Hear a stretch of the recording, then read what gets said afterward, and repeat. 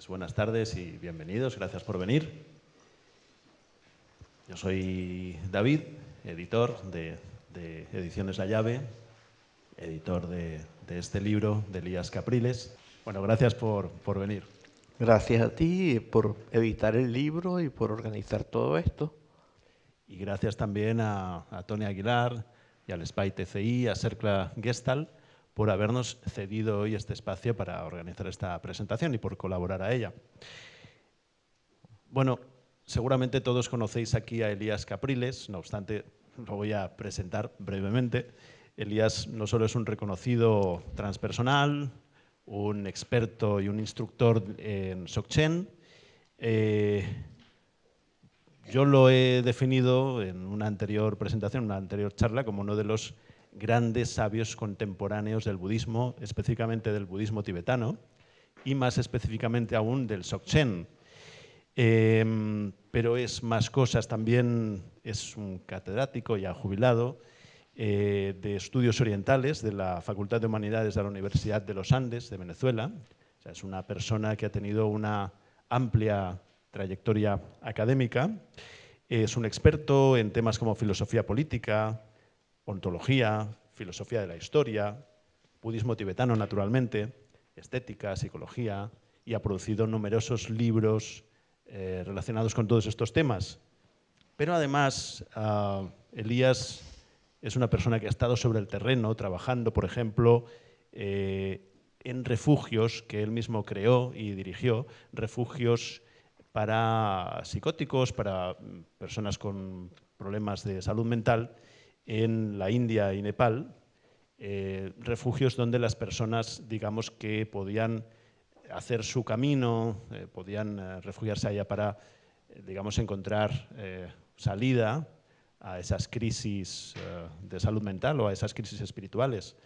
Y también Elías pasó numerosos retiros en los Himalayas durante varios años y, por supuesto, hay que decir que ha sido uno de los discípulos aventajados y un colaborador principal de Namkhai Norbu Rinpoche, recientemente fallecido.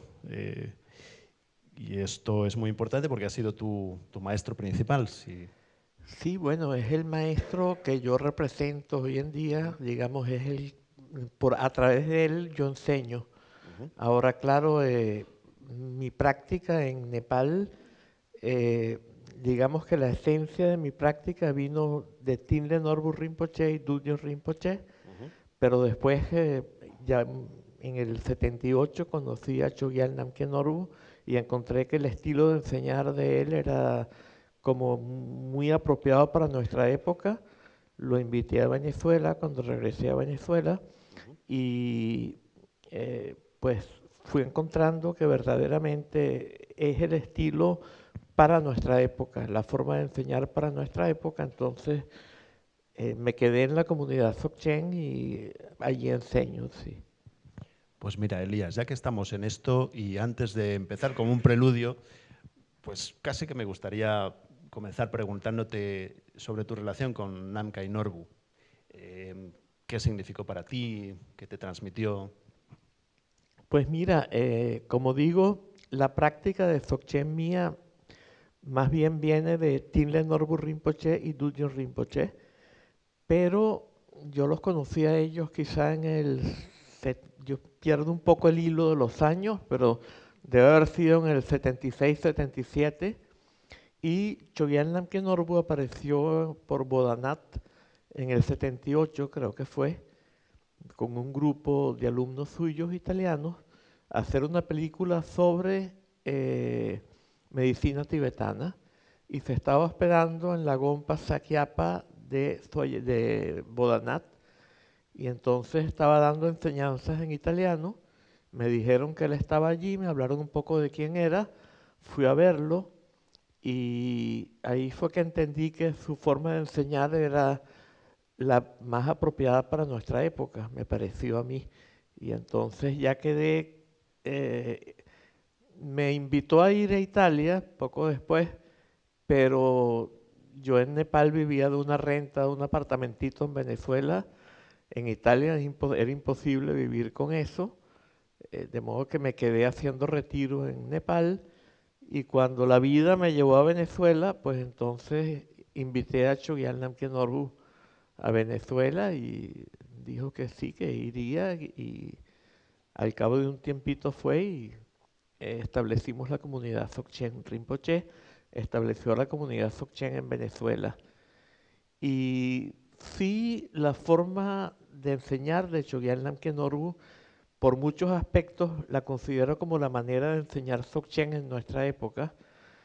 Por una parte, la forma como divide los vehículos en 3 senderos es una forma de enseñar que era popular en la época de Padmasambhava, en el siglo VIII después de Cristo, de la era cristiana, pero que cuando llegaron las nuevas tradiciones dejó de conocerse, porque todo el mundo enseñaba en términos de Hinayana, Mahayana, Vajrayana, y esta forma de enseñar era sendero de renuncia que comprende Hinayana, Mahayana o Sutra, sendero de transformación que es Tantra y sendero de autoliberación o de liberación espontánea que es Dzogchen. Y me parece mucho más apropiada esta manera de enseñar y en general serían demasiadas cosas explicar por qué también Chogyal Namkén Norbu comienza enseñando lo más elevado, que es la forma como enseñó Guru Gharat Dorje, el primer maestro budista de Dzogchen. Si alguien no capta ese nivel, enseña el nivel inmediatamente inferior, por así decir, más gradual, y así va llegando hasta que cada uno vaya encontrando dónde encaja. Y no exige tampoco que la gente haga lo que se conoce como el Ngondro, que es un conjunto de prácticas preliminares que para muchos maestros es indispensable completarlas para recibir enseñanzas de Dzogchen o de Tantrismo, y esto implica hacer 111.000 o 108.000 prostraciones, ofrendas de mandala, purificaciones de Vajrasattva, Guru Yogas. O sea, hay todo aparte de todas las que corresponden al nivel Hinayana de práctica, como las 4 reflexiones, etcétera, para volver la mente hacia el Nirvana. Y Chogyal Namkén Norbu dice que estas cosas pueden ser muy útiles, pero que no se deben tomar como una visa, que para entrar a un cierto país necesitamos una visa. No debe ser que para entrar a la enseñanza Dzogchen necesitemos la visa de haber hecho el Ngondro. Es decir, que no se debe tomar como un trámite. Exactamente, sí, que no se vea como un trámite, porque de hecho, pues cada individuo es diferente y hay gente que no lo necesita y hay gente que sí lo necesita y hay gente que a lo mejor se va a morir dentro de 3 meses y si practica Dzogchen en estos 3 meses que le quedan, pues puede sacar enorme provecho y morir mucho mejor. Y de la otra manera va a empezar a hacer prostraciones para no completar jamás el Ngondro y jamás practicar Dzogchen. Entonces, pues me parece que por muchas cosas es el método que he encontrado que es la forma de transmitir el Dzogchen en Occidente. Sigo con preguntas preliminares, aunque no tanto, pero bueno, ya que estamos en ello y para las personas que no hayan tenido un contacto con el Dzogchen, ¿podrías contarnos algo sobre el método? No solo sobre el método, sino sobre el concepto. Dzogchen también significa algo así, perdón si no lo expreso muy bien, pero como la perfección, la autoperfección natural del ser humano, un estado que quizás no sé si podríamos decir que es equiparable al estado de Tao, a un estado de autorregulación organísmica, como diríamos en Gestalt.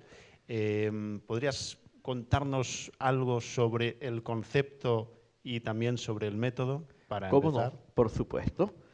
Mira, el Dzogchen, de hecho la palabra misma, Dzogchen, es la contracción de 2 palabras, Dzogpa, Chenpo. Entonces, Dzogpa puede significar 2 cosas diferentes. Dzogpa puede significar, por ejemplo, este vaso, cuando yo lo lleno hasta arriba, ahora está Dzogpa. Entonces significa lleno, pero la acepción es pleno, o sea, un estado de plenitud absoluta en el cual no hay ninguna sensación de carencia. Pero por otro, significa también perfecto. Supongamos cuando Nadia Comaneci hizo su rutina en 2 Olimpiadas consecutivas, hizo 10, 10, 10, se considera que hizo una presentación perfecta. Y entonces podemos traducir como plenitud y perfección. O sea, tiene esas dos acepciones, Sokpa. Y Chenpo normalmente significa grande, pero Chogyal Namkhen Norbu dice grande puede ser más grande o menos grande. Cuando es total, es que no puede ser más grande, es total, ya no puede ser ni menos ni más grande. Entonces podemos traducirlo como total plenitud y perfección. Y esta es la condición originaria del individuo, que es lo que hemos sido siempre. Es la budeidad en acto, no en potencia, no como una semilla que requiere de humedad, calor, tierra, luz del sol, etcétera, para producir un árbol que luego produce un fruto, sino más bien como el sol que está brillando ya y que es perfectamente pleno y perfecto y es totalmente pleno y perfecto. Entonces es nuestra verdadera condición. Pero en esta verdadera condición surgen unas nubes, por así decir, de ignorancia que tapan el sol. Esta es la ignorancia de nuestra verdadera condición y también otras que son más bien como una lente que distorsiona todo e introduce un dualismo donde no lo hay y una multiplicidad donde tampoco existe. Entonces percibimos, primero que nada, no aprehendemos la verdadera condición porque tenemos esta primera nube que todo lo oculta, que oculta el sol, y luego esta lente que todo lo distorsiona y vemos a lo mejor dos soles donde hay uno solo.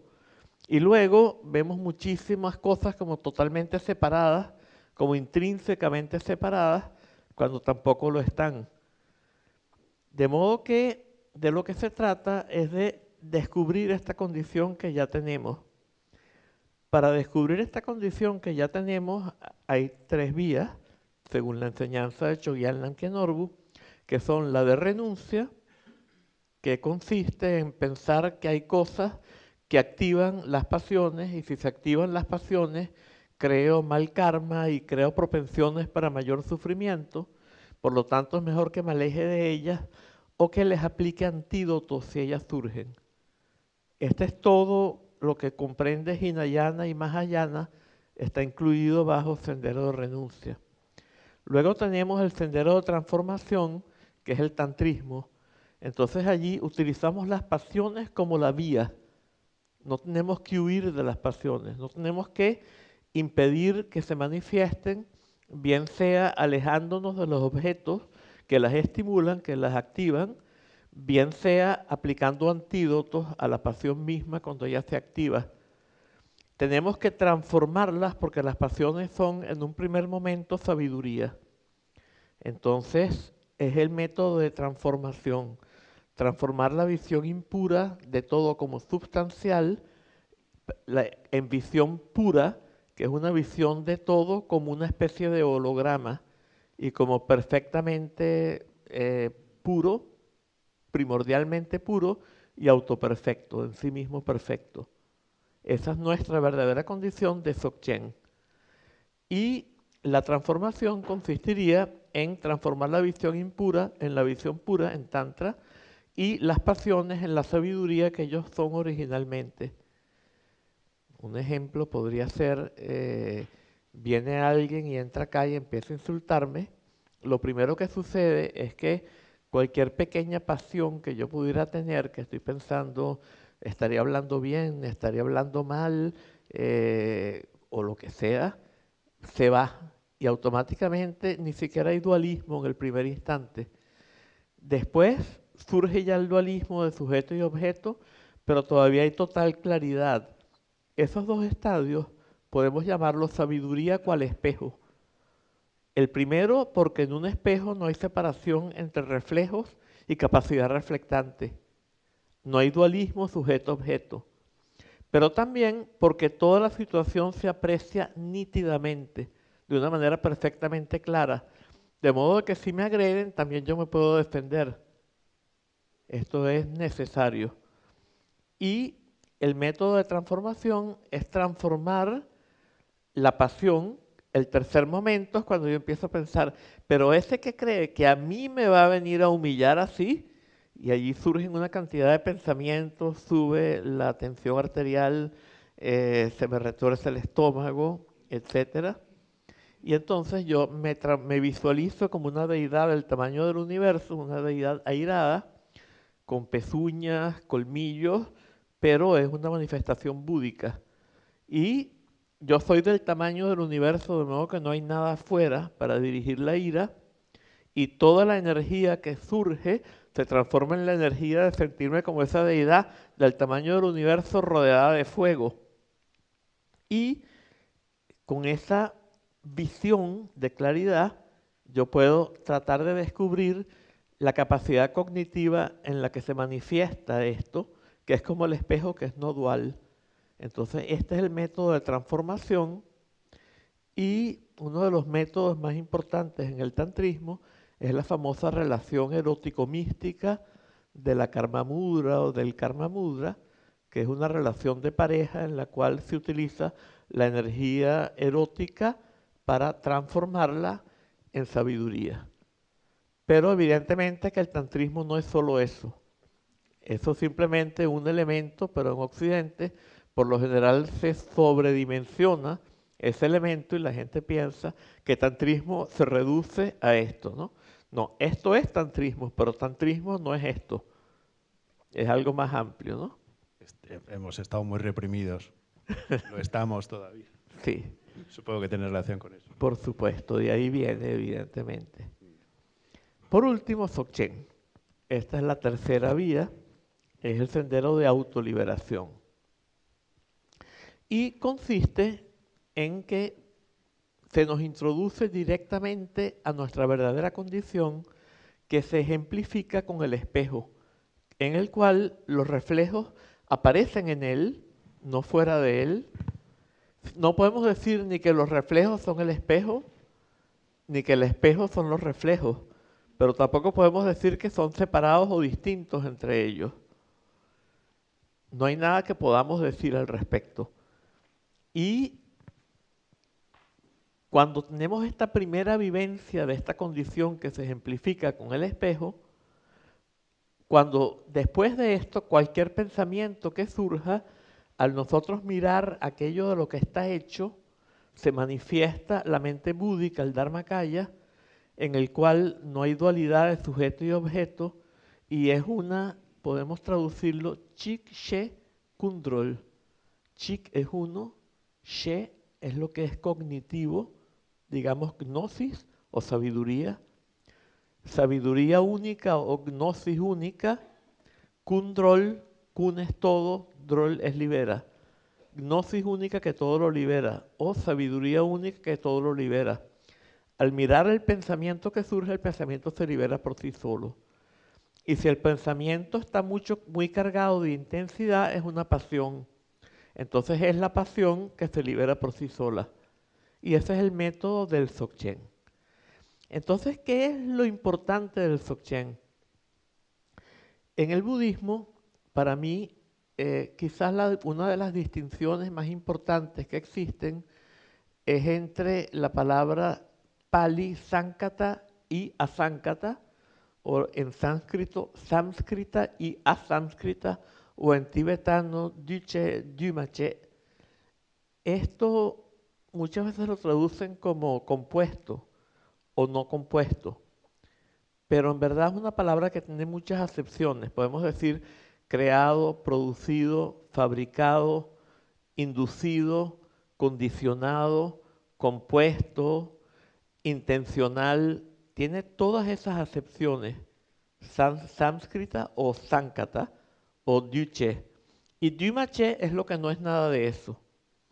Entonces, Si la liberación tuviera que inducirse, producirse, crearse, fabricarse, pues la liberación sería condicionada, creada, fabricada, inducida, compuesta, condicionada, y por lo tanto sería transitoria y estaría sujeta a sufrimiento. Entonces el método del Dzogchen es justamente el método de utilizar la condición asánscrita como vía.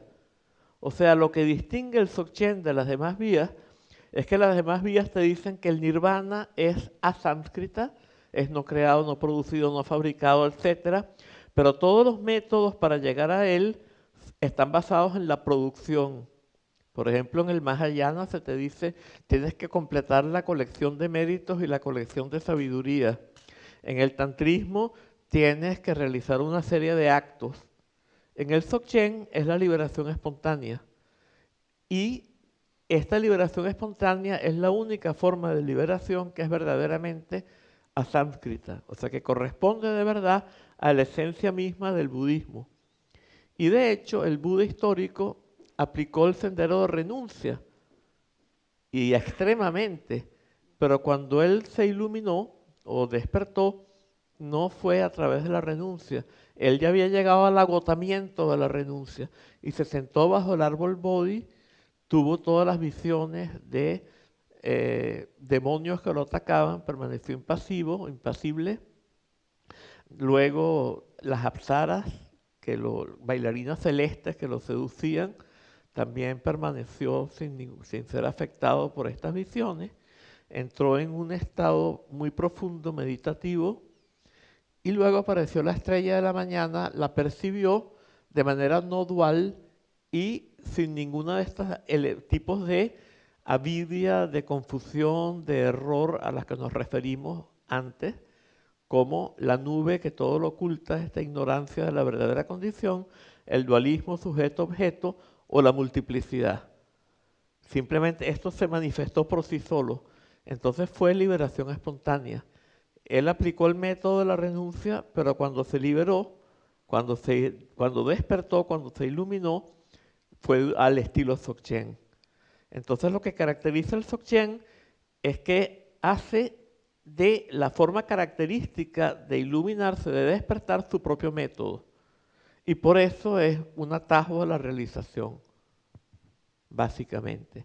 No dependes ni de alejarte de los estímulos que activan las pasiones o aplicarles antídotos, ni tampoco, como en el tantrismo, las pasiones son como leña, la sabiduría como fuego, mientras más leña, más fuego. En el Dzogchen, si hay leña, pues se usa para fuego. Si no hay leña, pues también hay fuego igual. De nuevo, no depende del currículum. Quizás por eso, con mucho sentido del humor, se dice en el Dzogchen, o había oído que se dice que es un método tan rápido que los beneficios comienzan incluso antes de empezar a practicar. ¿Los qué? Los beneficios. Los beneficios comienzan antes de empezar a practicar. ¿Es así? Pues no, no sé si se puede decir que los beneficios empiezan antes de empezar a practicar, pero quizá si empiezas a practicar, dice la enseñanza Dzogchen, es que ya tienes una conexión con la enseñanza y por lo tanto ya empezar a practicar es un beneficio. Pero si tienes ese beneficio es porque ya en algún momento tú practicaste Dzogchen. Entonces es un poco difícil decir qué es primero, el huevo o la gallina.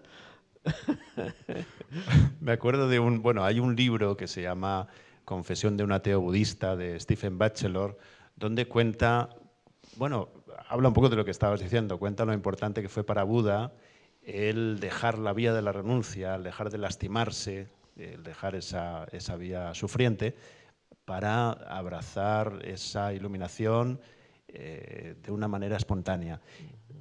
Lo que te quería preguntar es, ¿por qué es tan importante el concepto de no dualidad? ¿Qué es lo que ofrece, qué es lo que transmite el concepto de no dualidad? ¿Realmente es algo fundamental para la liberación? ¿Libera? ¿Hay un cambio de conciencia cuando se comprende esto? Sí, mira, el problema con la no dualidad es que se entiende de muchas maneras diferentes. Hay una manera de entenderlo que es como una teoría conceptual. Una teoría conceptual no tiene mucha utilidad. Entonces, hay algunos sistemas en los cuales, por ejemplo, algunas formas de Advaita Vedanta, no vamos a decir que todas, plantean una no dualidad, pero mantienen algo que estaba ya en sistemas anteriores, como el yoga de Patanjali y el Samkhya de Kapila, que son sistemas bastante antiguos. Y ellos plantean que están Purusha, que es el alma, que es pasivo y es masculino, y Prakriti es femenino y es activo. Y Purusha lo que tiene que lograr es que no lo afecte Prakriti. Entonces ellos ven a Prakriti, lo femenino, es un poco como la Biblia. Lo femenino es lo que seduce, es lo que te lleva al mal. Por supuesto que no hay nada de esto ni en el tantrismo ni en el Dzogchen. En el Dzogchen más bien hay una predicción, como decíamos el otro día, según la cual más seres del sexo femenino se realizan a través del Dzogchen que del sexo masculino. Es cierto, ¿podrías contarnos esta predicción? Bueno, es eso simplemente. En estos tiempos, ¿no? Sí, en estos tiempos sería, ¿no? Y que es cuando más se va a extender la enseñanza Dzogchen. Ahora bien, una cosa que sucede en este Advaita Vedanta es que hay un concepto que es el Shakshin. El Shakshin es el testigo no afectado, el testigo que no se compromete, que no se implica, y se considera en el Advaita Vedanta que en estas formas de Advaita Vedanta, el de Shankara, por ejemplo, que él es totalmente otro con respecto a lo que se manifiesta como objeto. Eso es dualismo. Entonces, en la enseñanza Dzogchen el dualismo no es teórico. El dualismo es que la dualidad del sujeto y el objeto colapsan y ya no hay un sujeto percibiendo un objeto. No hay un shakshin, no hay un testigo, que no se compromete con lo que se manifiesta, sino que simplemente no hay testigo. No hay nadie que pueda atestiguar nada. Lo que hay es una total no dualidad con total plenitud y perfección. Y ese es el estado de Dzogchen. Entonces, la no dualidad no es una mera teoría en el Dzogchen. En el Dzogchen la no dualidad es una vivencia. En el Advaita Vedanta de Shankara, porque hay muchas formas de Advaita Vedanta, y esta ya es algo muy complicado que habría que meter muchas cosas, relacionar al Advaita Vedanta con el shivaísmo o shaivismo, y hasta qué punto hay distintos tipos de Advaita Vedanta y unos son más Shaivas y según Chogyal Namkhen Norbu el Shaivismo se deriva del Dzogchen más antiguo, pero esto molesta a la gente que sigue el Shaivismo, entonces mejor es no meternos en esa discusión, ¿no? Otro concepto es el concepto de dukkha. Ajá. Me gustaría también pedirte que nos expliques algo sobre el dukkha, sobre todo para las personas menos familiarizadas con estos conceptos. También hay tres formas de dukkha. Sí. Y también quería añadir que tanto el entender la no dualidad como el concepto de dukkha tienen unas implicaciones no solo psicoespirituales, sino que podríamos decir también sociales e incluso políticas. Claro. En el mundo en el que vivimos. Claro. Bueno, me gustaría que hablaras un poquito del dukkha desde este lugar también. Muy bien. Pues bueno, los tres tipos de dukkha, primero, ¿qué es dukkha? Sería la primera pregunta, ¿no? Dukkha es una palabra, tanto en pali como en sánscrito, se pronuncia ligeramente distinto, pero no sabemos bien, porque ya no hay nadie que hable sánscrito como se hablaba en la época que se hablaba. Están los brahmanes que tienen su idea de cómo se habla y son los que nos enseñan estas cosas, de modo que... Pero bueno, dukkha por lo general se traduce como sufrimiento, pero cuando decimos sufrimiento pensamos en un dolor que puede ser físico o mental. Pero dukkha es mucho más amplio, entonces los tres tipos de dukkha son el dukkha dukkhata, podríamos decir es el dukkha del sufrimiento. Es lo que todos llamamos sufrimiento. O sea, por ejemplo, un dolor de muelas, un dolor mental, que por ejemplo tú llegas a un sitio y todo el mundo te trata muy mal y te sientes mal, eso es dukkha del sufrimiento. O sea, esa sería una forma mental de dukkha del sufrimiento, una forma física sería el dolor de muelas. Y habría muchas formas de dukkha, dukkata, de dukkha del sufrimiento. Después tenemos el dukkha del cambio. El dukkha del cambio viene siendo, esto se le atribuye a los dioses que están en una condición en la cual no tienen sufrimiento y en un momento dado tienen la premonición de que van a caer y van a enfrentar el sufrimiento y empiezan a sufrir muchísimo. Pero sin ir tan allá en unos dioses que no sabemos por dónde están, podríamos decir que es lo que le sucede a un presidente, por ejemplo, cuando ya va a abandonar el cargo y no hay reelección, supongamos, ¿no? O una actriz o una cantante o un cantante o un actor que de repente pierde su fama y ya nadie lo quiere,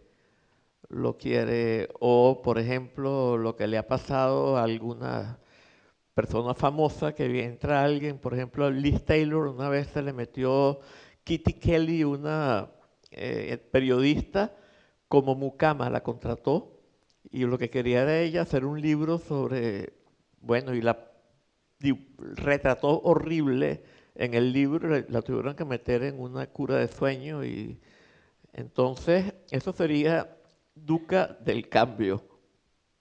Y después tenemos el dukkha de los samskaras. Esto podríamos llamarlo dukkha todo abarcador. Y es que siempre hay una carencia de plenitud que viene ¿de qué? De la dualidad del sujeto y del objeto, en lo que nos sentimos sujetos a una distancia de la plenitud del universo o del continuo de sensaciones que percibimos constantemente, pues experimentamos carencia de esa plenitud.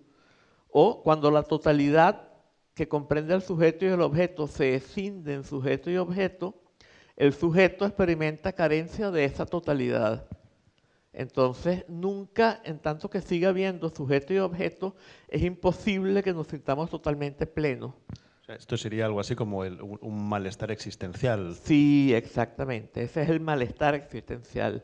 Y comprende también que una vez que lo tenemos, lo rechazamos.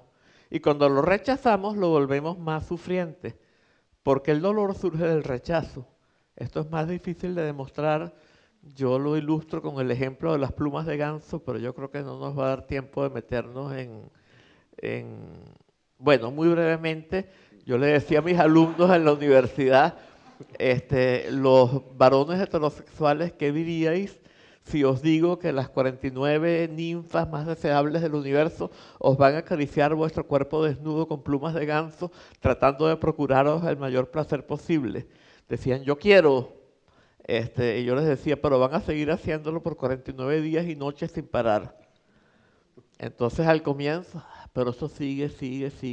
En un momento dado, las plumas no producen irritación, pero en un momento basta y ahí empieza la tortura china. Y el masoquista paga para que lo azoten y llega a un clímax. Entonces muestra esto que placer es sensación rechazada y, dolor es sensación rechazada y placer aceptada, básicamente. Entonces, una vez que rechazamos este dukkha todo abarcador, pues se vuelve más malestar existencial todavía. Y el dukkha del sufrimiento surge de lo mismo, de rechazar algunas sensaciones, algunas situaciones de vida, alguna autoimagen, etc. Sobre todo este tercer concepto de dukkha creo que nos va muy bien para adentrarnos ya más profundamente en tu libro, Chamanismo y Dzogchen. Por cierto, que la cubierta, si os fijáis, es el símbolo, es la A del Dzogchen, ¿verdad? Con una enredadera de ayahuasca, aquí enredada, ¿no? Es como toda una declaración de intenciones de lo que es el libro. La primera pregunta es, sin embargo, sobre algo que nos viene en relación con lo que estábamos hablando. Luego te preguntaré también por la relación entre el Dzogchen y el chamanismo. Pero antes quisiera que nos hablaras de algo que está muy bien explicado en tu libro, que es lo que tú en la primera parte llamas la visión degenerativa de la evolución espiritual y social humana. Y podríamos hablar de lo que se ha conocido tradicionalmente como el mito de la caída, que quizás no es tan mito y quizás haya sido una realidad muy clara del pasado de la humanidad. ¿Nos quieres hablar algo sobre esto? ¿Cómo no? Sí, este mito, podemos llamarlo mito porque hay tantos mitos. Por ejemplo, tenemos el mito de la ciencia como verdad hoy en día y todo el mundo expresa de ese mito y cree en él y no se da cuenta de que es un mito. Entonces podemos llamarlo mito también porque no hay ninguna realidad intrínseca que sea la verdad y por lo tanto la verdad por adecuación no existe. El estado de verdad es el estado en el cual no estamos confundidos. No hay distorsión de la realidad. Eso sería la verdad. Y eso solo es el estado de despertar, el estado de Buda, es el estado en que no hay distorsión de ningún tipo. De manera que se habla en la enseñanza Dzogchen de una era primordial que se llama Dzogden en tibetano o Kritya Yuga en sánscrito, es la era de la perfección. Podemos llamarla también Satya Yuga, que es era de la verdad. Es algo como decir el estado de Buda mismo. Entonces la idea es que los seres humanos originalmente somos Budas y seguimos siendo Buda hoy en día, pero tenemos ese sol oculto. Y en los orígenes de la humanidad el sol no habría estado tan oculto. Y cuando surgían nubes que lo ocultaban, se disolvían por sí solas muy fácilmente. Y yo explico en otro libro, no en este, que es en gran parte por la dinámica entre los dos hemisferios cerebrales, que el derecho es analógico y el izquierdo es digital, por lo tanto el analógico lee lo digital al revés, porque en lo analógico no hay ni afirmación ni negación, todo se lee como una afirmación. Entonces cuando el hemisferio izquierdo rechaza, dice no, el derecho lo lee como un sí. Y esto es lo que permite que se vaya dando toda esta evolución degenerativa. Pero bueno, eso no está en este libro, está en otros libros bueno, en varios otros libros, algunos de los cuales ya están agotados. Y en todo caso, esto corresponde al estado del Edén en la tradición judeo-cristiana. La diferencia es que es muy claramente cíclica la visión oriental que comparte el Dzogchen junto con el budismo tántrico y con muchas tradiciones de la India, de Persia y bueno, y hasta de Grecia, porque los cínicos y los estoicos, y antes que ellos Heráclito, ya compartían esa misma visión también. También Hesíodo la trajo cuando se perdió en Grecia, Hesíodo la trajo de Persia, la llevó de Persia a Grecia, de modo que es una visión que era como una especie de matriz, como una koiné de todo lo que era el mundo, podríamos decir, eurasiático. Lo que llamamos Europa y lo que se llama Asia, que en verdad no son dos continentes, ¿no? Es una división que creó Europa por sentirse distinta de Asia, cuando en verdad no hay nada que separe Europa de Asia. Entonces, lo que sucede es que se va incrementando la avidia. Esta avidia, o Marikpa en tibetano, es lo que explicamos como una nube de ignorancia que hace que no estemos conscientes de la verdadera condición, como una nube que cubre el sol. El segundo tipo de avidia sería la dualidad sujeto-objeto, que distorsiona la realidad y nos hace percibir una dualidad donde no la hay. Y por último, el de la multiplicidad, que viene siendo el percibir que hay una innumerable cantidad de sustancias intrínsecamente separadas y autoexistentes. Esta avidia, a medida que se va desarrollando, va dando lugar a una mayor ignorancia. La avidia es esto, ignorancia y una mayor distorsión de la realidad. Entonces se va incrementando la dualidad del sujeto y el objeto y empieza a haber un antagonismo hacia los objetos. Surge una relación vertical. Vertical es una dirección ya unidireccional, hay algo arriba y algo abajo. Entonces lo de arriba trata bien sea de someter a lo de abajo, bien sea de explotarlo. Y esta relación se da con respecto a la naturaleza. Queremos someter todo aquello que nos amenaza, el mosquito Anopheles que transmite el paludismo, el Aedes aegypti o Aedes aegypti que transmite la fiebre amarilla y el dengue y el chikungunya y el etcétera, o arrancarle cosas para aprovecharlas. Y en esto se va desarrollando cada vez hay más antagonismo, por lo tanto más explotación hacia la naturaleza y entre unos seres humanos y otros, y más también opresión hacia la naturaleza y entre unos humanos y otros. Y esto va creciendo a medida que se va desarrollando la evolución degenerativa de la humanidad, catalizada o empujada por el desarrollo de esta avidia. Y la reducción al absurdo, cuando se demuestra que no funciona, es cuando, tratando de crear un paraíso terrenal a través de la tecnología, generamos una crisis ecológica que demuestra que nuestra percepción estaba totalmente distorsionada, que tratando de hacer una cosa logramos otra que es el absoluto contrario, que tratando de ir hacia la perfección creamos el mayor de los conflictos. El mito de la ciencia es el mito del progreso, es el mito de Prometeo. Exactamente. Y es el mito de Frankenstein. Exactamente, del golem que crearon los Hasidim, que hicieron una estatuilla y le escribieron Aleph, Mem y Tau en la frente y la animaron soplando, etcétera, y girando alrededor del templo, y la estatuilla se animó y hacía sus tareas domésticas y crecía un poco cada día. Ellos tenían que borrar la Aleph, con la Aleph, pues la palabra significaba verdad, emuná,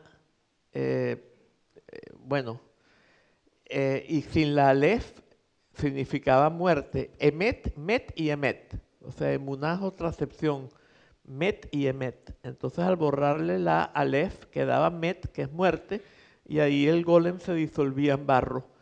Pero una vez se quedaron dormidos y el golem creció tanto que cuando lograron subir en una silla y en una mesa y borrar la Aleph, fue tanto el barro que se disolvió que los aplastó y los sepultó y los mató.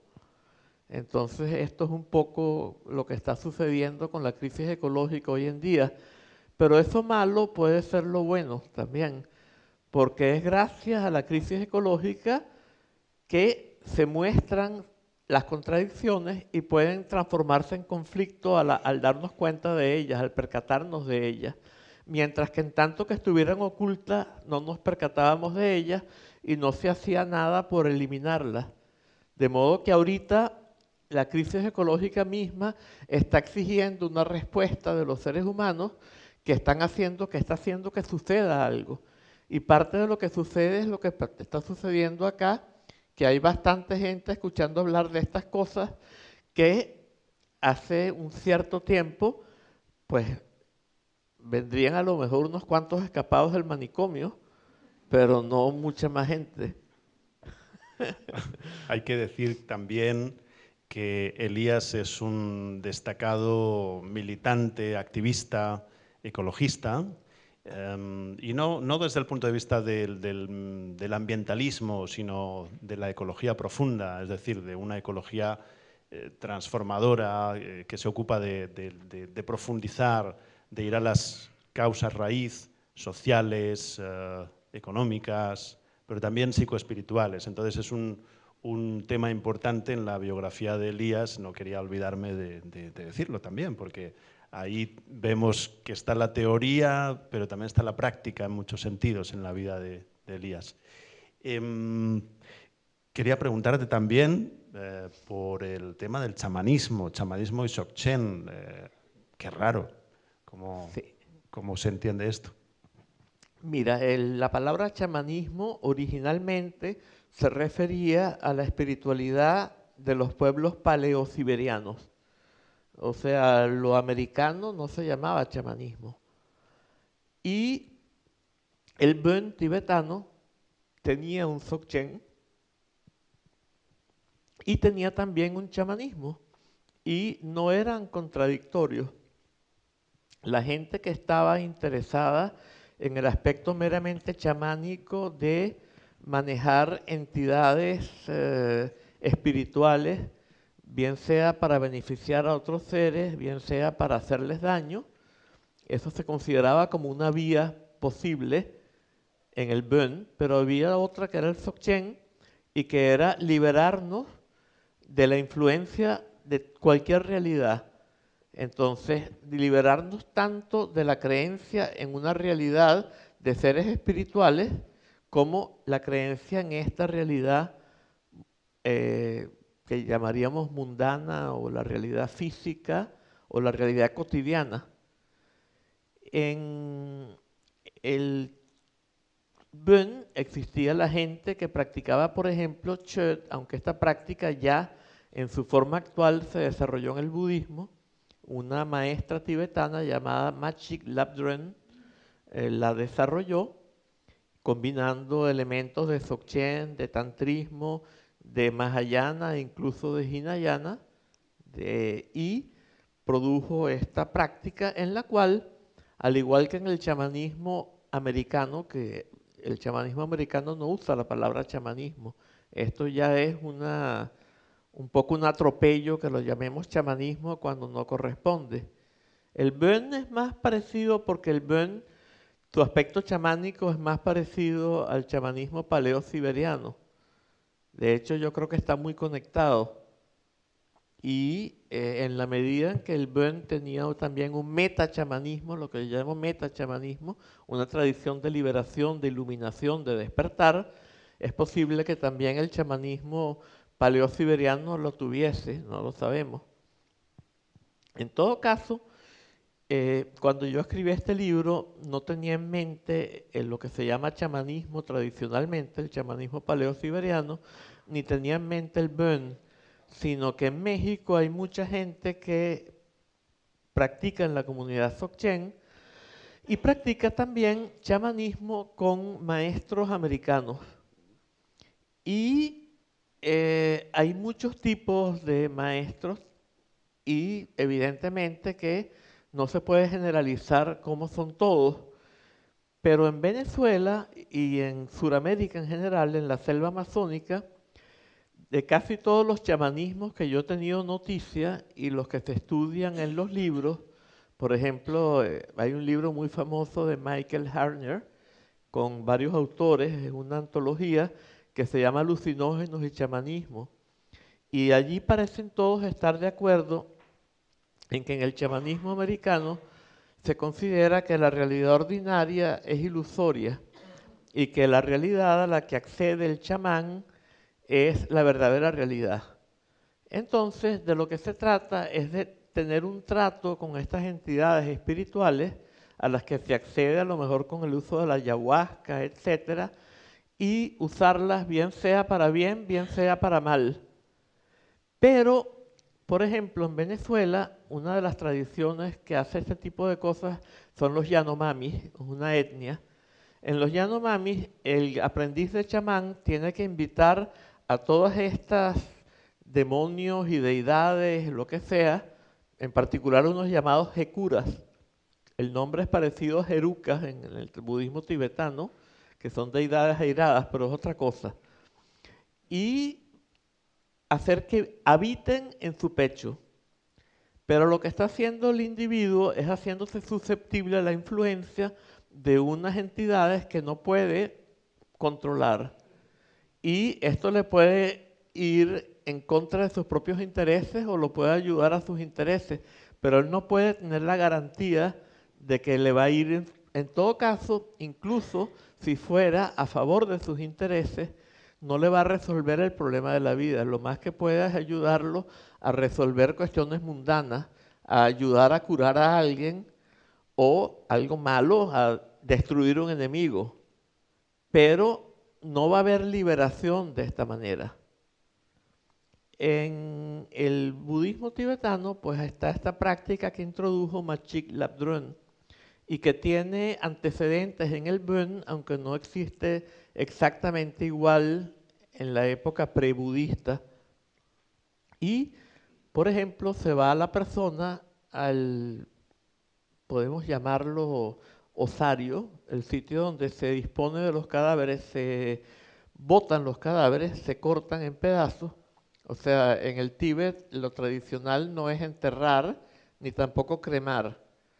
Es algo que me parece genial porque no se contamina, se le dan los cadáveres a los animales salvajes y la gente no tiene la idea, yo quiero que me metan en una urna allí, que me entierren y yo hacerme la idea de que mi cuerpo permanece igual cuando en verdad se pudre, se lo comen los gusanos y no permanece igual, pero yo quiero tener la idea de que permanece igual y que no se lo estoy dando a nadie y que nadie está viniendo a cortármelo en pedazos.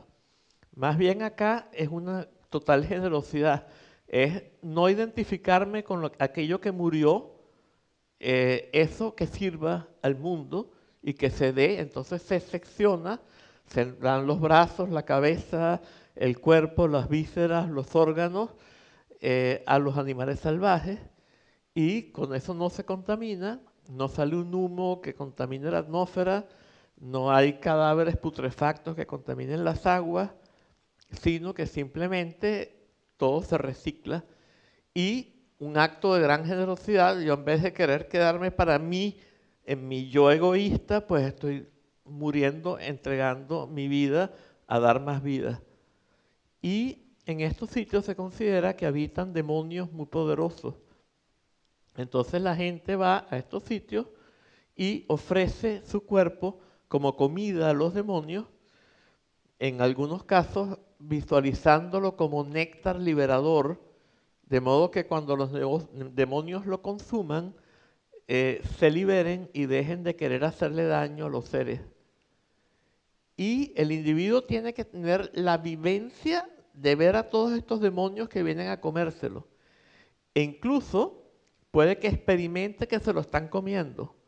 Entonces en esto hay un parecido con el chamanismo suramericano y con el chamanismo paleo-siberiano, en que hay visiones de demonios, aunque son inducidas por otra vía diferente que en el chamanismo suramericano o también que en el paleo-siberiano, pero las visiones vienen siendo parecidas. Y la diferencia está en que en vez de considerar que aquella es la verdadera realidad y esta es falsa, generamos esas visiones para que se manifieste terror y en ese momento de mayor terror aplicar una instrucción que haga que se rompa la dualidad del sujeto y del objeto y entremos en el estado de no dualidad vivencial, no de no dualidad teórica, sino vivencial, y en ese instante todos los demonios que estábamos viendo se disuelven y la creencia en que este mundo físico también es real, también se disuelve. De modo que dejamos de estar condicionados tanto por ese mundo espiritual como por este mundo físico, tanto por los demonios que me vienen a comer, como por todos los amigos que me están siempre controlando a través de su mirada y de su realimentación, que siempre me están diciendo esto que haces está bien, esto está mal, y yo estoy tratando de dar una buena imagen para que me acepten y sentirme yo bien porque estoy aceptado. Esa es la base misma del error. Los practicantes, de hecho, más bien vivían con la gente más socialmente reprobable, O sea, vivían con los leprosos, que todo el mundo les tenía miedo, pero se hacían inmunes a las enfermedades por haber perdido el miedo a los demonios. Entonces, al dejar de ser influenciables por demonios, pues dejaban de ser susceptibles de tener enfermedades producidas por demonios. En cierto sentido podemos decir que sí, que las enfermedades son producidas por demonios, porque los demonios en el fondo son nuestros pensamientos. También son seres que tienen una cierta independencia, pero también son pensamientos. Entonces un demonio tiene un pensamiento demoníaco que quiere hacer daño a nivel de la energía Dang, la energía de la esfera de lo mental. Luego, a nivel de una energía que se llama Rolpa, es una visión autoluminosa. Y a nivel de la energía Cell, que es la energía del mundo físico, entonces está conectado a un lugar, por ejemplo, a ese osario. Y si cuando se manifiestan estos demonios, el pensamiento se autolibera, en ese instante la visión desaparece y dejo de ser susceptible a la influencia de esa fuerza demoníaca. Y me hago cada vez más libre tanto de esa realidad de demonios como de esta realidad física y de paso de la influencia de todas estas personas. Entonces es por esto que los practicantes de Chet vivían en estos sitios contaminados, vivían en compañía de leprosos, prostitutas, todo lo que era considerado como lo más bajo de la sociedad, los chandalas, que eran los que disponían de los cadáveres, los que se deshacían de los cadáveres. En la India eran los chandalas, que veían las castas tradicionales del hinduismo, y en el Tíbet eran los mismos practicantes de Chet. Ahí no eran los chandalas, ¿no? No existen. Bueno, muy interesante todo esto. Y muy interesante también, yo creo que es la primera vez que, por lo menos es la primera vez que lo veo, que se hace una comparación entre lo chamánico, lo que tú dices, el mal llamado chamanismo americano y el mundo del budismo. Entonces, bueno, esto es una parte muy interesante del libro, el hecho de que tú hayas juntado estas dos cosas que parece que quedan tan lejanas y no tanto como tú explicas bien. No puedo evitar preguntar también cuántos de vosotros estaríais de acuerdo con esta cuestión de dejar vuestro cadáver, ofrecer vuestro cadáver a los animales salvajes en lo alto de la montaña. A ver, ¿quién? ¿Levantáis la mano? Unos cuantos, ¿no? Es una bonita idea. No se permitiría por aquí, seguramente por cuestiones sanitarias y legales, pero sería estupendo hacerlo. Sí. Conozco unas chicas que lo están planeando, ¿Ah, sí? pero sin decir nada, ¿no? Ah, qué bueno. Ya nos pasarás el contacto. Habría que poder elegir cómo desaparecer. Sería bueno. Una última cuestión. Yo no tengo reloj, pero creo que ya son las 8:30 pasadas, ¿no? 22 para las 9. Y así abrimos un turno de Muy preguntas que tienen que ver con la segunda parte del libro, que se titula Espiritualidad de despertar, animismo y chamanismo y visión científica. Pero quedémonos con esa primera parte, la espiritualidad de despertar. Cuando nos hablas del momento actual del mundo, cuando nos dices que estamos en una época de Kali Yuga o en una época, bueno, que hemos dejado atrás la era de la verdad, la era de la perfección y que estamos en una época oscura, también nos dices que la concepción de estas eras, de estas épocas, es cíclica, tanto en la cultura del taoísmo, de la China antigua, Sí. como en la cultura del hinduismo. La pregunta en concreto es ¿cómo andas tú de esperanza respecto a nuestro futuro? Muy bien. Mira, en el budismo la idea es estar sin esperanza ni miedo. Y si estamos sin esperanza ni miedo, tenemos mucha esperanza de que esto se arregle.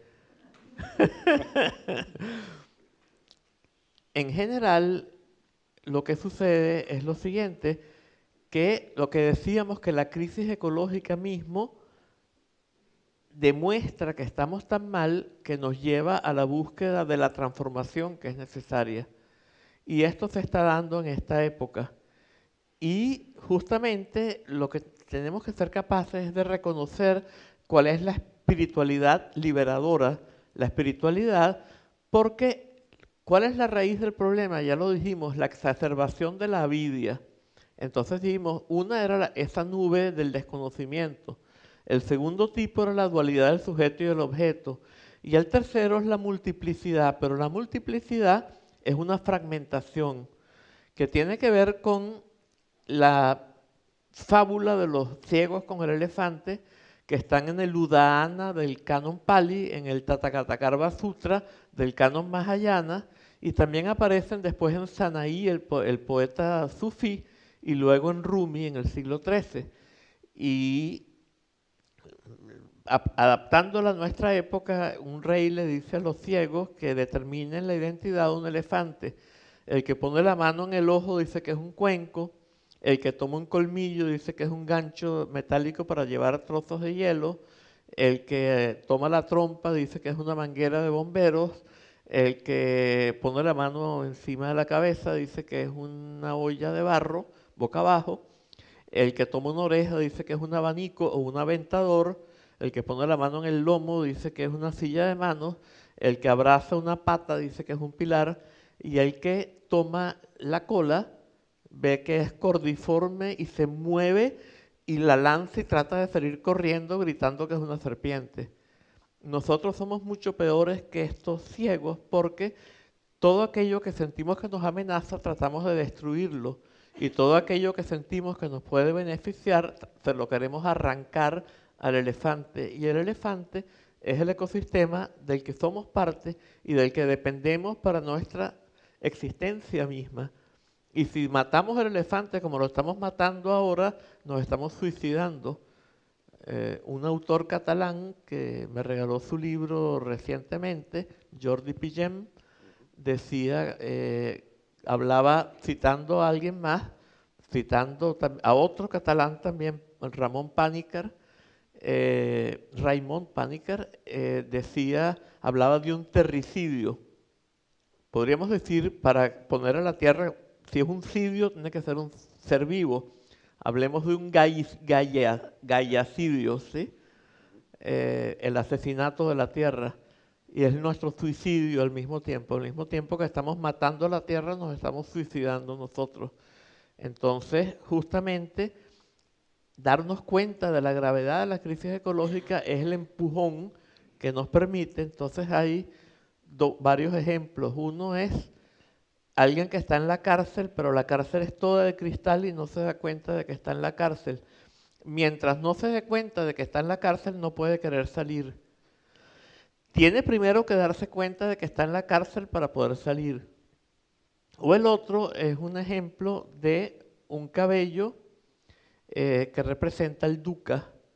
Entonces, esto es un ejemplo que da Vasubandhu, un maestro budista, también de poco después de Cristo, quizás siglo IV, siglo III después de Cristo, y él plantea que el dukkha es como un cabello, el individuo normal es como la planta de la mano y el bodhisattva como el globo del ojo.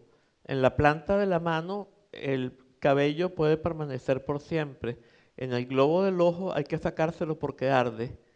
Entonces, la idea es que solo si nos volvemos como el globo del ojo vamos a poder sacar el cabello del dukkha. Y hoy en día, pues la manifestación más extrema del dukkha es el gran malestar existencial y la destrucción ecológica, que es el signo de nuestros tiempos y que es lo que amenaza con nuestra propia autodestrucción. Entonces, es darnos cuenta de la crisis ecológica, es volvernos como el globo del ojo, darnos cuenta de que si todo sigue como va, nos destruimos, equivale a volvernos como el globo del ojo. Entonces es hacer lo mismo que proponía Vasubandhu, pero con respecto al signo de nuestra época, que es la crisis ecológica. Y al mismo tiempo abrirnos a nuestro propio malestar existencial y vivenciarlo plenamente. De modo que el dukkha sea lo que nos empuja cada vez que lo sentimos, aplicamos las instrucciones de la enseñanza Dzogchen que permiten que el error, el dukkha, la distorsión, la nube, todo esto se autolibere. El sendero del Dzogchen es el sendero de autoliberación o liberación espontánea. Y vuelve a surgir, volvemos a aplicar la instrucción, nos lo recuerda lo que tenemos, la sensación que tenemos acá, nos recuerda aplicar la instrucción y otra vez se libera. Y cada vez que surge el error, lo sentimos, el dukkha, y aplicamos la instrucción y se libera. Entonces, básicamente este sería el aspecto interno de la transformación necesaria y el único vehículo que tiene el poder para lograr la transformación en una escala suficiente es el Dzogchen. Y justamente las profecías de la enseñanza Dzogchen es que es en nuestra época cuando se va a difundir como nunca antes y está sucediendo. Entonces esa es nuestra esperanza. Pero no bastaría con la transformación interior, habría también que lograr la transformación de la sociedad, porque aunque nos transformemos interiormente, si todo sigue como va, pues igual vamos hacia la autodestrucción. Entonces, por eso en mi vida ha habido también un aspecto de activismo ecológico, también de tener estos sitios para la gente que atravesaba crisis espirituales y así por el estilo, ¿no? Qué interesante, Elías. Y además, yo no me canso nunca de recordar que todas estas cosas que haces, sobre las que escribes, sobre las que hablas, todas las cosas que se hacen aquí también en este centro, por ejemplo, tienen un valor político. Y entendiendo política no como la política de los partidos, sino como algo que va mucho más allá. Tony, por cierto, en el DSM-5 está descrito el malestar existencial como un trastorno. ¿Ah, sí? Ah, bueno. Bien, bien, me alegra saber que sí, porque hay que tenerlo en cuenta, ¿no? Sí. Me dicen que nos quedan 10 minutos. Bueno, pues si te parece, Elías, vamos a pasar al micro para si alguna persona quiere decir algo, quiere hacer alguna pregunta. No sé si tenemos un micro, si no lo paso yo. ¿Lo paso yo? Sí. Vale. Muchas gracias, don Elías, por todas tus enseñanzas. Personalmente me han ayudado mucho también a trabajar con medicina amazónica y te quería preguntar si lo ves compatible realmente, el budismo tibetano, el Dzogchen, más en concreto, con el trabajo específicamente con la ayahuasca. Pues mira, este es un tema muy delicado. En el budismo no existe algo semejante y existen métodos que producen cosas similares, como lo que pasa en la práctica del Chöd, que tú ves estas visiones. Entonces lo que sucede es algo muy similar, el método es diferente. Recientemente, con las técnicas estas recientes de imaginología del cerebro, se le dio LSD a algunas personas y a otras se les dio un placebo. Entonces se aprecia que las del placebo tienen solo el lóbulo frontal encendido y las que tomaron el LSD verdadero tienen toda la corteza cerebral encendida al mismo tiempo.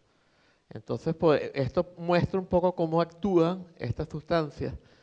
En el budismo tibetano se actúa con sistemas yógicos y el efecto de lo que yo llamo el incremento del volumen energético del que depende la amplitud de la conciencia, volumen energético, energía que entra a los centros superiores, del que depende la amplitud de la conciencia.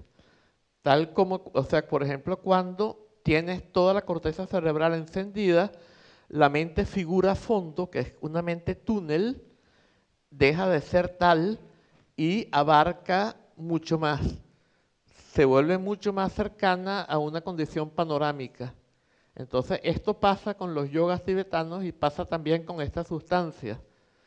Pero el yoga tibetano tiene sus métodos y no necesita ir a tomar estas sustancias de las tradiciones suramericanas no le hace falta porque tiene sus propios métodos. Y por otra parte, hay un gran riesgo también en la aplicación de la ayahuasca porque la gente puede tener con mucha facilidad un mal viaje y eso le puede pasar también al practicante de Dzogchen o de tantrismo, pero el practicante de Dzogchen o de tantrismo va teniendo un entrenamiento gradual que lo va preparando. En cambio, cuando alguien toma ayahuasca, pues no tiene la menor idea de lo que le va a suceder. Puede que no tenga ninguna preparación. Puede que sea alguien que acaba de salir de la escuela y se lo toma y no ha tenido ninguna preparación para nada y a lo mejor le da pánico. Pan es todo. Pánico es un terror irracional ante la totalidad y esto sería como un mal viaje. Y si no le pasa en el lapso que dura la sustancia, pues puede no ser una mero, lo que llamarían los especialistas, un mero episodio psicotomimético, sino que lo catalogarían como una psicosis. Entonces ya iría más allá de esta, porque esto es para los trastornos de personalidad, es algo que iría mucho más allá, sería ya una psicosis. Y la psicosis podría ser curativa porque potencialmente lo es, pero no tenemos sitios donde la gente pueda atravesar por la psicosis en forma tal que sea un proceso espontáneo de autocuración.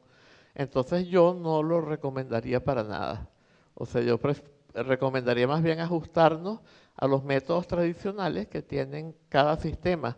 Entonces, si uno aspira a los resultados del chamanismo, que yo estaba explicando por qué no son los míos en este momento, ni los que yo creo que pueden ayudar a la humanidad a resolver la crisis ecológica, entonces yo recomendaría seguir todo el sistema del Dzogchen y con las ayudas del tantrismo cuando sea necesario, en vez de aplicar un método que la forma como lo enseñan sus propios maestros, no sabemos, porque es que es todo muy relativo. No sabemos si hay tradiciones auténticas, yo no las he encontrado, pero puede que existan. Entonces, ahí, ¿cómo serían estas tradiciones que ya tuvieran una manera de usar esto? Yo no lo descarto. Pero digamos que lo que aparece en un libro como este, Alucinógenos y Chamanismo, lo que yo he visto entre la gente que he contactado, no he encontrado verdaderamente unas personas que lo utilicen válidamente de esta manera.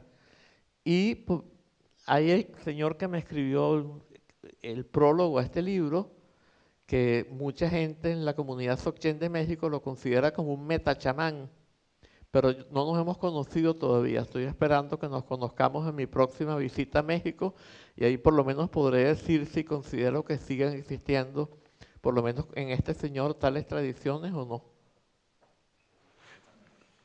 Hola, muchas gracias, Hola, Elías, por todo tu conocimiento.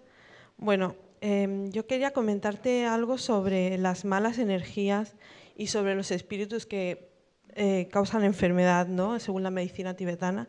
Entonces, leyendo un poco tu libro, he visto que todas estas esferas, ¿no? Esta dimensión, es una proyección de nuestra debilidad, ¿no? Muchas veces, según el Dzogchen, sería entonces que toda esta dimensión espiritual pertenecería también a esta avidia o esta parte que es no real, no dual, esta parte no dual, ¿no sería?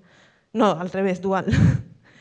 Entonces, mi pregunta es si son solo proyecciones o existen realmente y es nuestra debilidad la que permite que entremos en contacto. Mira, son las dos cosas. Y eso parece una contradicción, pero es muy parecido a lo que plantea la física cuántica hoy en día. Por ejemplo, el fotón o el electrón son partículas o son ondas.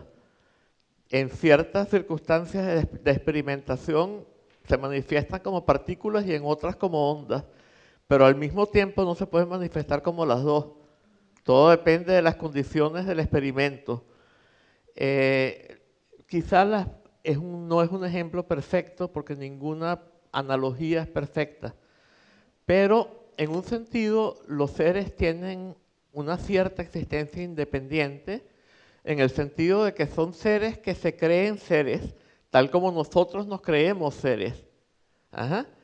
Ahora, hay 3 dimensiones en nuestra existencia. Una es la de la energía Dang, energía de la esfera de lo mental, que son nuestros pensamientos, nuestras memorias, nuestra imaginación, nuestra fantasía. Todo eso se manifiesta en una esfera interna. Después está el mundo físico, que es una esfera externa, y es todo esto que nos ofrece resistencia, que yo trato de pasar la mano a través del sillón, y el sillón la frena, es sustancial en ese sentido, un sentido heideggeriano de sustancialidad, y hay una tercera dimensión que está intermedia, es la de la energía Rolpa, que es la de las visiones autoluminosas, como las que se le manifiestan al practicante de esta práctica que va al osario, etcétera, y le ofrece su cuerpo a estas deidades. Y también sería la de las visiones que tiene el chamán que toma ayahuasca. Chamán, ya sabemos que no es la palabra, pero bueno, a falta de otra, llamémoslo chamán. Entonces, aunque ese ser tiene la creencia en que él es un ser, igual que yo tengo la creencia en que yo soy un ser, por ejemplo, cuando Padmasambhava iba a un osario de estos, el que estaba poseído por el demonio más terrible en el Tíbet, y pasaba la noche allí, todo el mundo pensaba que él iba a amanecer como cadáver. Y él estaba allí, se le manifestaba la fuerza de ese pensamiento destructivo, tratando de llevarlo a autodestruirse, y al mismo tiempo veía la visión autoluminosa de ese demonio, pero él tenía una gran capacidad de liberación espontánea, miraba ese pensamiento, el pensamiento se liberaba y se disolvía la visión, y ya dejaba de estar bajo la influencia de este demonio.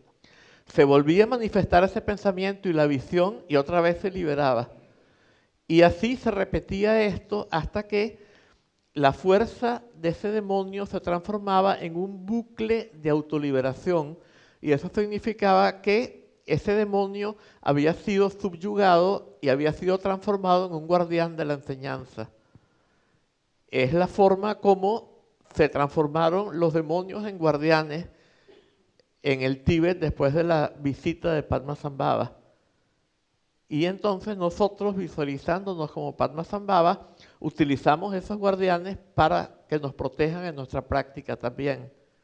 De modo que en cierto sentido tienen existencia autónoma, pero al mismo tiempo, si el pensamiento que es su esencia más profunda, se autolibera, la visión se disuelve y va perdiendo su poder y va incluso transformándose lo que era una fuerza diabólica en una fuerza que está al servicio de la liberación. Por esto, por ejemplo, en los termas de Dudjom Lingpa, él insiste completamente, los demonios son nuestros pensamientos. En el linaje del Dudjom Tersar se dice lo mismo, los demonios son nuestros pensamientos. Son enseñanzas que surgieron en el Tíbet, donde la gente cree en demonios, y lo que necesitan es que les enseñen que son pensamientos. En Occidente, donde la gente no cree en demonios, Chogyal Namkhen Norbu enseña que los demonios no son meras energías, que son seres. Y eso es verdad también, como estamos mostrando. Entonces, en un sentido, son seres demoníacos que tienen su propia autonomía, y en otro sentido, también son dependientes de nuestra percepción. O sea, como la partícula de una vez Enrico Persico le escribió un poemita a Enrico Fermi, el físico italiano, que decía: creen con fe profunda que desafía la razón que el electrón es cuerpo y onda es el electrón. Buenas tardes, gracias por todo el conocimiento, es impresionante realmente todo lo que transmites. Mi pregunta es un poco por donde preguntaba el compañero, espero que no sea redundante, pero por ejemplo, en algunas experiencias con viajes de plantas de poder, he sentido esta no dualidad. Cuando te llegas a fundir con el todo, que estiras la mano y se funde con esto, etc. ¿Hay alguna posibilidad, mediante algún método, no por suerte, que a veces puede suceder con las plantas de poder, sino mediante algún método, de realmente rescatar esta experiencia de manera racional y creada, generarla, no consumirla, por así decirlo? Gracias. Bueno, el asunto es el siguiente. Recordemos que definimos la distinción entre sánscrita y asánscrita. Entonces, la iluminación, el despertar, la budeidad es asánscrita. No puede ser creada, producida, fabricada, inducida, intencional, compuesta, hecha, etc. De modo que ya allí va parte de la respuesta. Sin embargo, lo que sí se puede es crear circunstancias secundarias en las cuales la autoliberación, que tiene que ser espontánea para que sea asánscrita, es posible. Entonces yo redefiniría la pregunta de esa manera. ¿Se pueden crear circunstancias en las cuales esa autoliberación se facilita? Y la respuesta es que claro que sí pueden. Por esto, tanto en la enseñanza tántrica tenemos todos los métodos del estadio de perfección o de completud para incrementar el volumen energético del que depende la amplitud de la conciencia, y en el Dzogchen tenemos métodos también en los cuales se manifiestan todas estas visiones, como en la práctica de Chöd, y luego tenemos los métodos como el Togel, que son prácticas que se hacen al comienzo, al día, el amanecer y el atardecer, mirando el sol, y se manifiestan visiones que todavía son inducidas, y luego en cuarto oscuro, y llega un momento en que ya estas visiones adquieren un cierto tamaño y una dinámica propia, y allí catalizan una dinámica espontánea de autoliberación. La catalizan y la fuerzan, y si no hiciéramos esto, no se catalizaría. Entonces, por supuesto, que se pueden crear circunstancias secundarias que ayuden a catalizar ese proceso. La liberación no se puede crear, inducir, pero sí se pueden crear o inducir o producir, etcétera, circunstancias secundarias que faciliten el proceso. Elías, aprovecho para presentarte a otros dos escritores que también han publicado en La Llave y que además son muy queridos aquí, son terapeutas, que son Evania Reicher y Sergio Veleda. Okay, y sí. bueno, eso, que aquí los queremos mucho y aprovecho ya y os presento. Muy y Sergio bien. te va a hacer una pregunta. Encantado. Sí. Gracias, Elías. Junto con el malestar, el existencial que estabas hablando, esta sensación de sin sentido, surge una ganancia espiritual. ¿Una qué? Una ganancia espiritual. ¿Me entiendes? Ganancia. Ganancia, ¿sí? ¿Se habla ganancia? Sí, sí. ¿Sí? Esta hambre espiritual, ¿no? Entonces esta ganancia también va como que deturpando las enseñanzas. Por ejemplo, hoy, lo que más hoy es que Dzogchen es el postre más especial, como Advaita, estas cosas. Me parece más una conducta occidental de transformar las cosas que no son cosas en cosas. ¿Me entiendes? Entonces hay toda esa onda del Dzogchen que surge en los Estados Unidos y veo muchas personas hablando como algo muy fácil que se pasa así.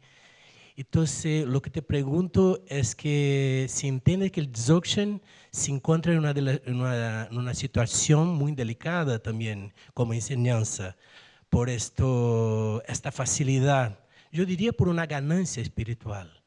Es lo que más miro, que las personas quieren mucho, mucho, y quieren cosas como materialmente muchos aún quieren. Entonces la pregunta es si para ti el Dzogchen se encuentra también en esta situación muy delicada. Sí, definitivamente que para seguir cualquier sistema de autocuración es necesario tener la idea de que uno va a ganar algo y va a perder algo. Va a perder el sufrimiento y va a ganar la plenitud y la perfección. Y esto se aplica absolutamente a todo método de autocuración, terapia psicológica, métodos espirituales, chamanismo, en todo, absolutamente todo lo que uno haga a nivel psicológico o espiritual tiene esta idea, y esta idea es falsa, pero al mismo tiempo es verdadera también, en el sentido de que verdaderamente si descubrimos nuestra condición de total plenitud y perfección, estamos mucho mejor. Ahora, evidentemente que es algo que está en peligro. ¿Y en qué peligro? Bueno, en muchos peligros, en un sentido que la gente lo transforme en un objeto de consumo. Entonces se plantea el Dzogchen como lo más elevado. El Dzogchen es lo más directo cuando la gente tiene la capacidad de practicarlo. Pero, como dice Chogyal Namkhen Norbu, para alguien que tiene la capacidad del Hinayana en un momento dado, lo más elevado es el Hinayana. Para alguien que tiene la capacidad del Mahayana, lo más elevado es el Mahayana. Para alguien que tiene la capacidad del tantrismo, lo más elevado es el tantrismo. Para alguien que tiene la capacidad del Dzogchen, pero también nuestra capacidad va cambiando de un momento a otro. Entonces, a lo mejor en un momento la práctica de Dzogchen me funciona perfectamente y en otro momento me funciona mejor la del tantrismo o la del Mahayana. Pues no hay que tener la idea del Dzogchen es lo supremo, y yo soy practicante de Dzogchen, y entonces si yo me creo algo especial por practicar Dzogchen, quiere decir que lo entendí totalmente mal.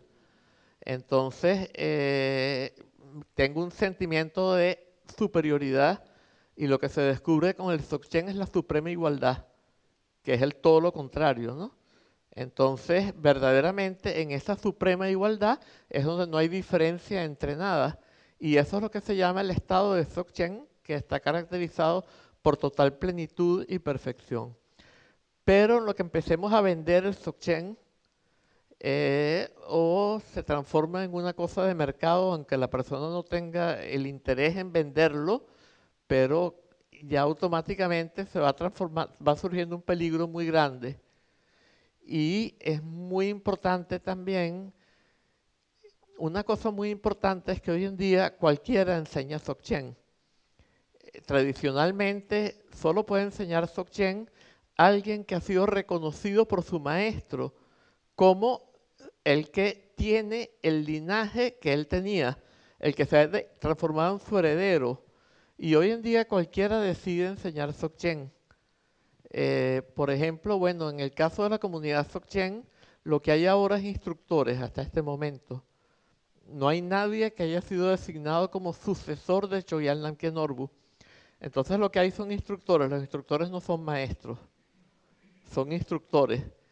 Y bueno, los instructores van a donde los invitan y dan las enseñanzas, pero no se los considera como alguien que tiene una capacidad de transmitir, de dar introducción directa, de comunicar el estado de Dzogchen, pero tienen una función en la comunidad Dzogchen. Y hay muchas otras formas de enseñar Dzogchen. Sigue habiendo maestros que lo dan solo después del Ngöndro, de todos estos 111.000 de cada una. Hay gente que lo vende muy caro y lo transforma en un objeto de consumo. Hay gente que no tiene la autoliberación del Dzogchen y se presenta como maestro y engaña a todo el mundo y le hace creer que están aprendiendo Dzogchen y no están aprendiendo nada, porque si no hay un maestro que tiene la capacidad de transmitir, no hay transmisión. Y por lo tanto, el Dzogchen es un falso Dzogchen. Entonces estamos en un momento de gran peligro para el Dzogchen, pero de gran peligro para la humanidad. Y creo que debemos asumir el peligro del Dzogchen porque es la única posibilidad de que el peligro de la humanidad se sobreponga, nos sobrepongamos a él. Entonces yo diría un poquito eso, sí. Bueno, nos queda muy poquito tiempo, o sea que vamos a...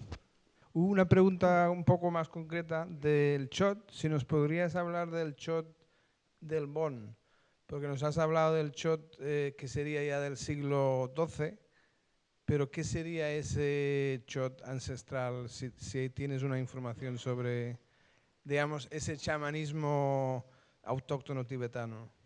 Sí, es que en verdad no podemos estar seguros de cómo era, porque lo que sucede es que cada tradición quiere ser la dueña de los métodos que transmite, quiere ser el origen de los métodos que transmite. Si tú le dices a un maestro de Dzogchen budista que el Bön tenía un Dzogchen, muchos te van a decir que no. Otros, por ejemplo, si te vas al libro de Dudjom Rinpoche, The Nyingma School of Tibetan Buddhism, allí te dice, bueno, un Buda, toda enseñanza que viene de un Buda es budista. Entonces, si hubo Budas, por ejemplo, en algún momento en el Tíbet, que dieron enseñanzas, esas enseñanzas son enseñanzas budistas, aunque se llamaran Bön. Eso último no lo dice, eso lo estoy matizando yo, pero está implícito. Y el Bön te dice que todas las enseñanzas budistas vienen del Bön y que fueron que se colaron en el budismo. El budismo dice que el Bön se robó sus enseñanzas. El shivaísmo dice que todos sus orígenes vienen del Shiva primordial, que hay dos tipos, etcétera, etcétera. Chogyal Namkhen Norbu, Giuseppe Tucci decía que mostraba que había muchas palabras comunes entre el shivaísmo y el Dzogchen, y decía entonces que el Dzogchen venía del shivaísmo. Chogyal Namkhen Norbu le mostró que esas palabras no eran ni dravidianas ni indoeuropeas, sino tibeto-birmanas. Y entonces aduce que más bien el shaivismo de Cachemira y otros vienen del Dzogchen. Pero todas estas son hipótesis y tienen siempre mucho que ver con que cada cual quiere que el agua de su río venga de su propia fuente. No es que la quiere llevar para su propio molino, pero por encima de todo quiere también afirmar que viene de su propia fuente individual y no de una fuente que no tenga el nombre de la tradición esta. Y por lo tanto se nos vuelve muy difícil. Hay una película que hicieron en la comunidad Dzogchen, en la cual hay practicantes en Dolpo, que Dolpo es una de las zonas, en una región de Nepal, donde hubo Bön, siguió habiendo Bön hasta en forma pura hasta hace poco. Y ellos aducen que tienen un chöd y dicen que es muy parecido al budista. Si no hubo influencia del budista sobre el Bön, entonces el Bön tiene un chöd que sería muy parecido al budista, o idéntico, no sabemos. Pero ahí entramos en un campo que... Quedan dos personas, a ver, una y...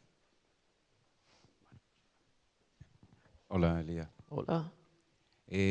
Yo comencé a tomar ayahuasca en Venezuela gracias a Claudio Naranjo en su libro. O sea, entré guiado por el trabajo serio que había hecho Claudio y realmente la experiencia me pareció absolutamente poderosa, como si hubiera pedido que me llevaran a una piscina y me hubieran tirado en mitad del océano, como demasiado. Creo que sí se logra ver lo que en el Dzogchen se llama solapar el Dan y el Rolpa, pero verlo, experimentarlo.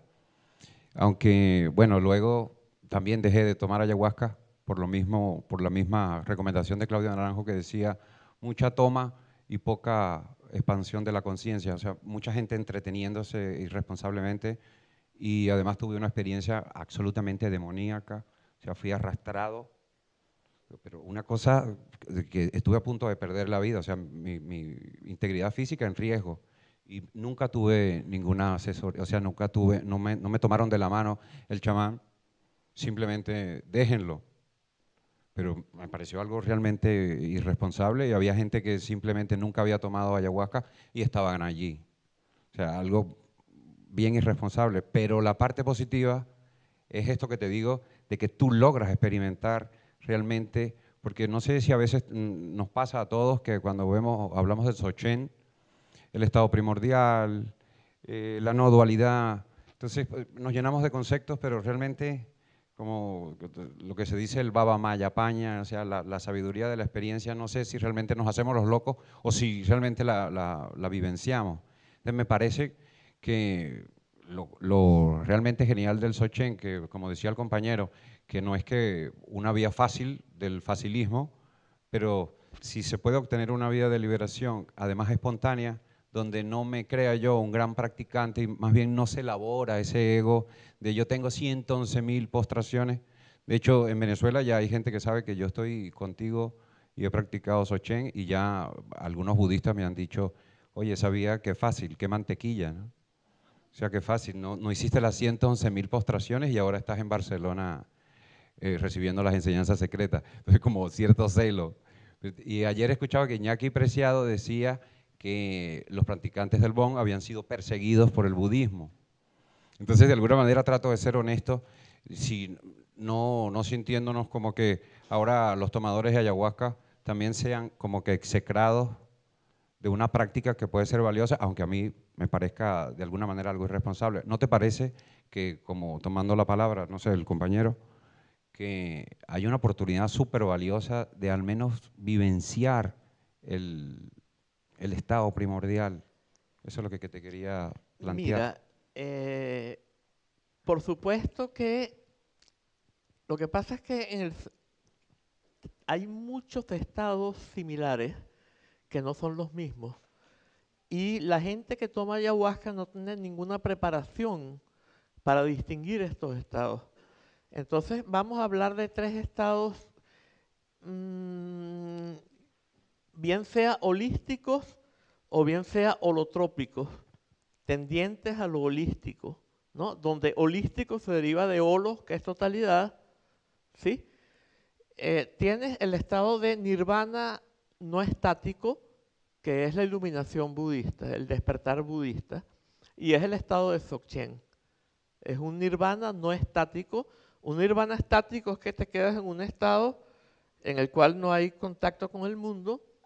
Eso no se considera liberación en el Mahayana, en el Dzogchen o en el tantrismo. El nirvana no estático es la liberación. Entonces hay una capacidad cognitiva totalmente libre que puede manejar el mundo, puede ir aquí y allá, puede escribir, puede hablar, sin caer en el error y sin caer en la dualidad. Esto es absolutamente incomprensible porque desde nuestra dimensión dualista y plural no entendemos que esto pueda ser posible. Luego tenemos un estado que se llama Kunji. Tiene el primer tipo de avidya, que es la ignorancia de la verdadera condición, pero no tiene dualidad todavía. Ese estado no es liberación.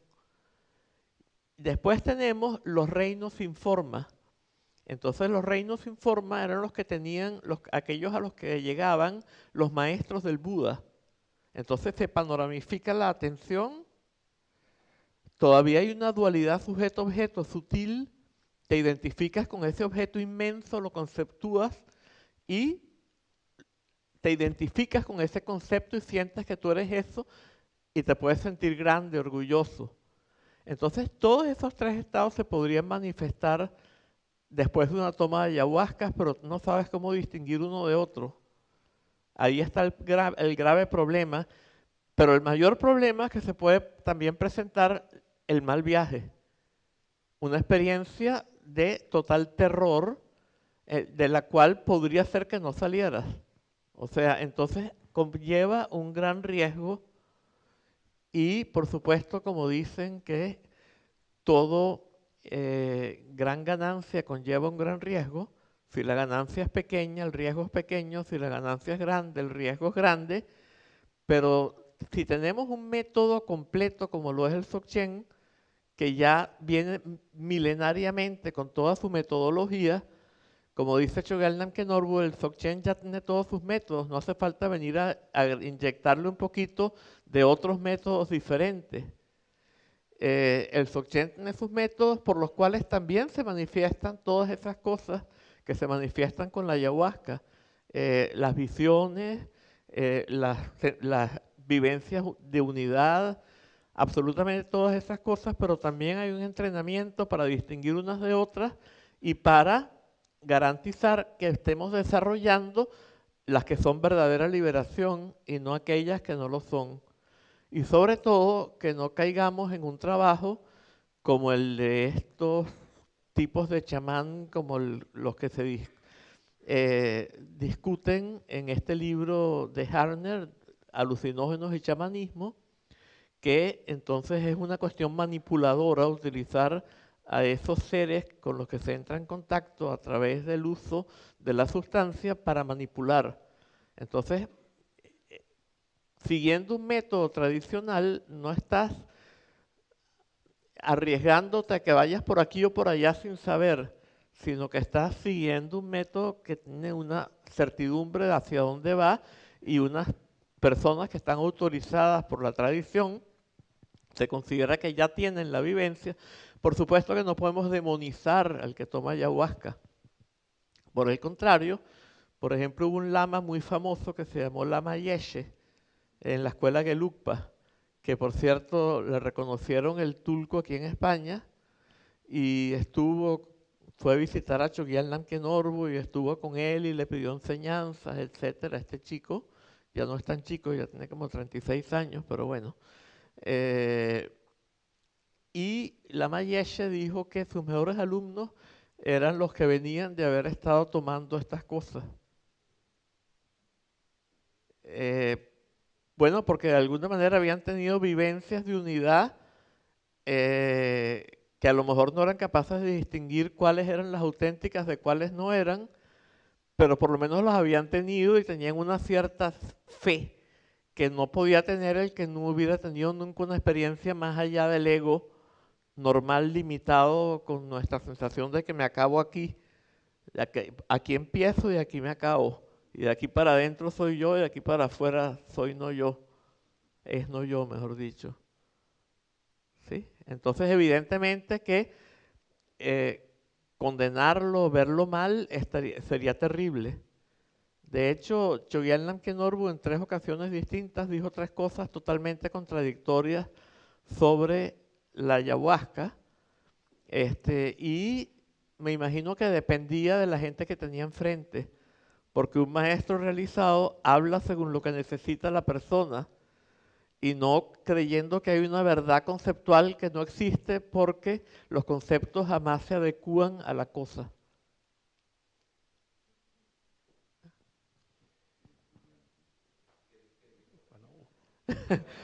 Fueron 3 cosas distintas, ¿no?